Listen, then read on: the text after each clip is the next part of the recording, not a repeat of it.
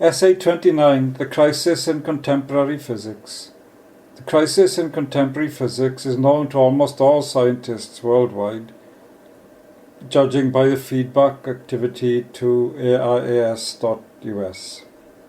This has just achieved a 14-year record high.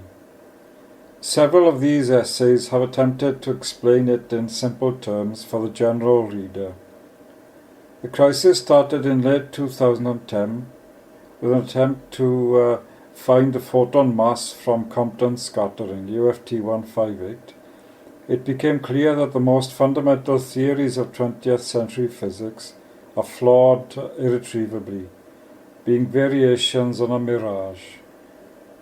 They were replaced in UFT 158 and UFT 171 with our theory, which is derived directly from the wave equation of ECE theory. In UFT 179, it has been found that no metric-based theory of general relativity can be compatible with the results of UFT 158 and following in 171, a result which means essentially that standard physics is extinct. A metric is a device that explains geometry in a particular way. It is a tensor, a kind of matrix. The metric of three-dimensional Euclidean space is a 3x3 unit diagonal matrix and is denoted diag111, meaning that each diagonal is 1 and the other entries are 0. The metric of special relativity, the Minkowski metric, is denoted diag1 minus 1 minus 1 minus 1, meaning that it is a 4x4 diagonal matrix with entries 1, minus 1, minus 1 and minus 1, with all other entries 0.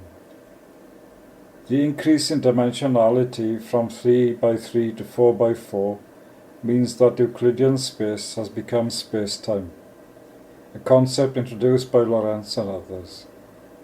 The metric diag1 minus 1 minus 1 minus 1 is used in Compton scattering theory of the standard type, a theory of special relativity in which the photon mass is dogmatically 0, always a sign of trouble. In late 2010, it was found that any type of particle collision theory based on such a metric becomes severely self-inconsistent. Some of the ramifications have been dealt with in previous essays and talks. The only way out of that morass was to adopt general relativity for particle interaction theory. The received opinion of general relativity is due to Einstein and others and consists of solving a field equation for a metric. The latter becomes, for example, diag n minus m minus 1 minus 1 minus 1 in a spherically symmetric spacetime. Unfortunately, the Einstein field equation is now accepted as being incorrect due to lack of torsion, and a book on this refutation was published in 2010 called Criticisms of the Einstein Field Equation, UFT 301. Even worse for the old physics, it has just been found, it was found in UFT 179 that no metric-based theory of general relativity can explain the results of UFT 158 and following and 171. This means that the tests of the metric-based theory of Einstein and others, carried out at huge expense, have produced a mirage, a distortion of the truth.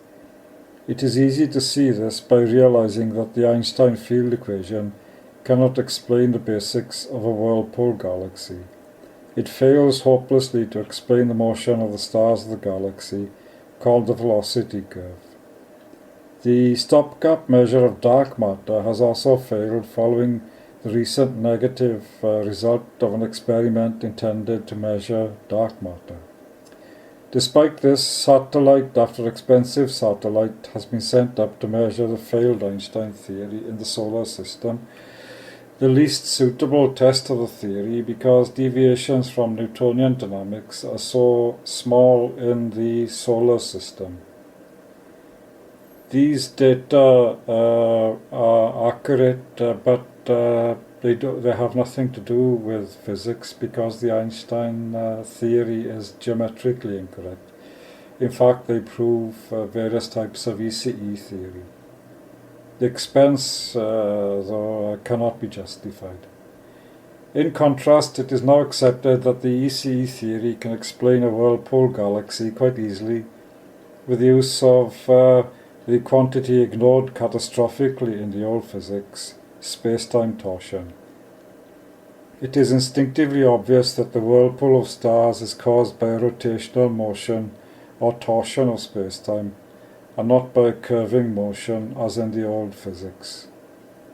Dark matter was always a hopelessly inadequate reaction to the total failure of the Einstein theory in galactic dynamics. So the old physics has limped along for 50 years in a state of hypocrisy. It claims that Einstein works well and at the same time does not work at all. The old physics makes hugely elaborate and expensive claims about fundamental particles, but ignores the complete self-inconsistency revealed by UFT 158 and following and UFT 171. The old physics is designed around the need to sustain a huge budget, whatever the data and reason produce. This is the complete opposite of natural philosophy. It is big business as usual. With the publication of UFT 179 in mid-April 2011, the crisis deepened because it was found that the energy equation of general relativity has the same format as the Einstein energy equation in special relativity. In a limited context, this is a new and useful result, but it also means that mass in any metric-based theory of general relativity must be constant. In UFT 158 and following and UFT 171, a constant mass theory was shown to be wildly self-inconsistent. The only remedy is the ECE wave equation, the remedy of asking for a huge amount of money, as if it is there by right, will not cure any crisis, it will deepen it. This news will come as a relief to the taxpayer, already groaning under the burden of heavy taxation and government cuts. Any government would be very foolish indeed to spend billions on a physics that has become meaningless. Better to channel those funds where they are desperately needed, the search for new energy. Here again, ECE theory is accepted to have led the way for many years, and in UFT 311 the answer was found.